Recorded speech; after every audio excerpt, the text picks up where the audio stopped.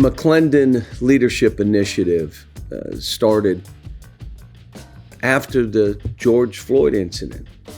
What can we do? How can we make change? Enough of the angry language that was there and raw early. Then it became, how do you make change? What can we as coaches, what can I do that brings about diversity? Where can I make a change? Where can coaches make a change? The initial thought was we're just going to do it on our campus, create some positions, make it competitive, have the athletic department involved, the entire athletic department, create 4, 5, 6 positions for minority leaders, and let's do it every year. The ones that come in and lead and really take advantage, let's hire them. From there, it became, why don't you scale it? Why don't you get other coaches involved? Tommy Amaker from Harvard and I got together and said, let's go out and see which coaches will do this, because you have to fund it. The pandemic made it, we can't ask universities to do this. If we feel this strongly, let us fund it. Here at the university, we have 5 positions. Coach Stoops.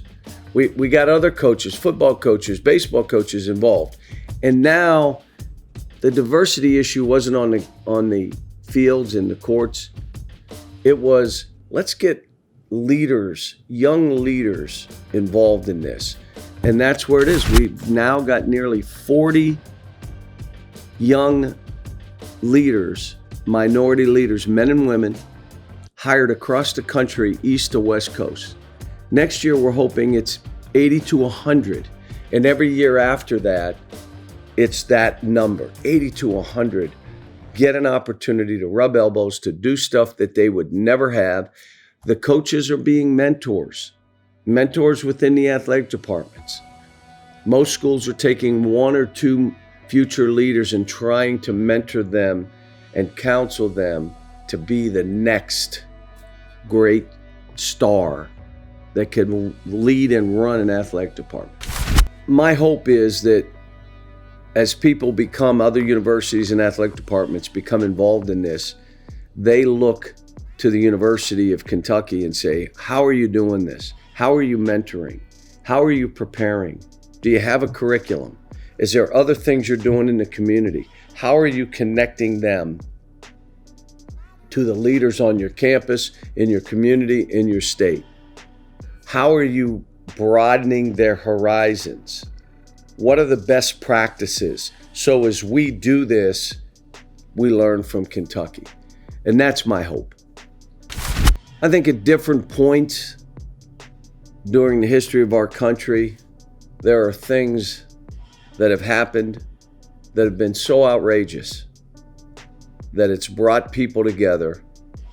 It brought it to a boiling point where people were angry, and so angry, they would say, you need to hear me. Do you hear me now? And I think 2020, we got to that point. Our players wanted to be heard.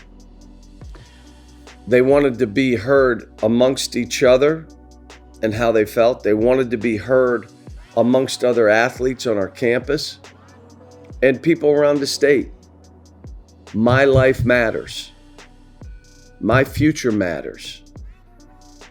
And I think that our campus, it's good for our campus. It's good to know, all right, I can be here and feel safe giving my opinion. They need to be safe, feel safe, that you can speak your mind. Just make sure it's well thought out. I tell these kids all the time, whatever you feel, just understand, is it well thought out? What will be the ramifications, and are you ready for that? If you are, you speak your mind. These kids, again, deserve this campus, and I think it is a campus that they can speak out, they can be heard, they can make a difference. Every one of our players, managers, and staff voted. And again, first time for our players and maybe managers.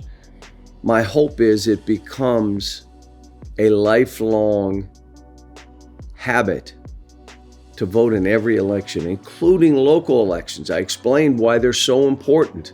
Local elections. It's the one way you can have your voice be heard. It's the one way, and the beginning of my purpose within this democracy is to be heard. That's my purpose. You do it through voting. And I was proud of our staff. I was proud of our guys that they did it. And now they know how to do it. I would hope it's going to be a lifelong habit. First of all, we have to understand what dialogue is. Dialogue is listening. First of all, are you willing to listen to the other side? Are you willing to accept their opinion? Their perception is their reality. We on this campus have got to accept differing opinions. You don't have to agree. Just don't be disagreeable. Don't say you can't think that way. If you think that way, you're dumb. If you vote that way, I can't believe you, you're dumb. That's a great way to start off a conversation. How about, I was left out. Here's why I voted the way I did. And here's why I'd vote again. What about this, this, and this? Here's my reasoning. Acceptable. Don't agree with you, but it's acceptable. We need the dialogue racially. We need the dialogue politically. We need the dialogue, but we got to accept each other's opinion. And we got to understand that's the greatest thing about our country. And then your job would be to move other people in your direction. How do you do that? Yelling and screaming at them? How do you get some side to move to the other side? Maybe you have to accept some of their opinions and say, you know what? I can agree with that if you can agree with this. We have to get back to that. And the best place to do it is on a college campus. And you know why? These are the future leaders. These are the, push out the far right and left. There's got to be middle ground. What is it? And how do we agree and come together on things that make us all better? We can do it here on this campus. Join the conversation at Wholesome, because it takes all of us to make a difference. It takes all of us to reinvent sustainability.